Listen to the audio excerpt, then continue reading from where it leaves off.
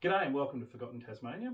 I'm John Stevenson, and a few people have asked for the other side of the room for my studio tour because I only did that half the other day, and so I'm going to do this half today. Oops. It's pretty cramped, as you can see, but you know, this is what I call home. So over here you see the digitising station. So this is my trusty Nikon D800E 35mm equivalent camera, full frame, which I use for capturing high resolution digital copies of the negatives. And you can see I've got a glass plate sitting there, and the brown paper bag that it comes in. So that's where I do the digitising work. And you'll notice I've also got some of these lights on the top here, and these are for illuminating positives. So if I've got a print or something that I need to copy, I light that up with that. I don't have the light coming from underneath, and it goes on the copy stand, and it's copied in the same way. Just it's not a negative, that's all. So that's my complete copying solution, if you like, based on a lot of research, and also based on the way BTs did it for many years. You know, they had a professional camera on a stand very similar to that, pointing straight down, and with lights, etc. So it's very similar to the way it's always been done, which is kind of cool too. Next to that, have the trusty computer. So this is the monitor. I use a color calibrated monitor so that I'm getting an exact representation on the screen of what the finished product is going to look like. I'm not getting a sort of tinted version of it that you can get with a cheaper monitor. And you know, things like card readers and USB hubs and things to flesh out all of the things I need to plug in. I'll work around and then we'll get to the computer.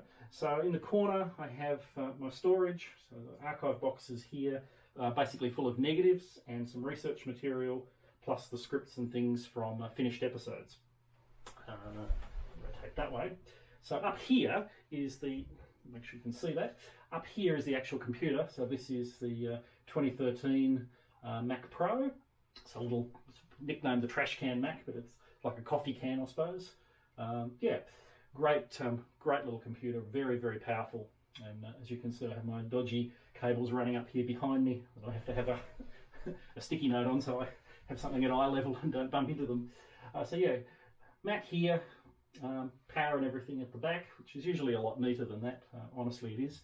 But today it's a little messy because I've had to add a few extra things. And up the front here, this is the business end of BT's Digital Studio. So this is the storage. So I have a total of 6 hard disks. So two here, one here which is a rugged portable drive that I can unplug, and there's another one hiding underneath there. I plugged into that hub because I ran out of ports here. So I've tricked it out with as many drives as I can get. Underneath the computer, or actually last but not least on that shelf, the fire extinguisher. Photography is a very flammable business. The photographic materials can be unstable. They're in paper bags. We're dealing with high power lights, which can also give off heat, chemicals and all sorts of things. So it is quite a dangerous business. I mean, there were several fires at BT Studio over the years. The tragic one in 1933 that allegedly wiped out the studio. But we know that story. Keep a fire extinguisher on hand. Underneath that, my trusty Epson SureColor P800 printer. This is a great printer. It uses many inks and gets a really accurate colour. So because I'm a fully colour calibrated site, so everything is colour calibrated from the camera through to the screen, through the computer and out to the printer.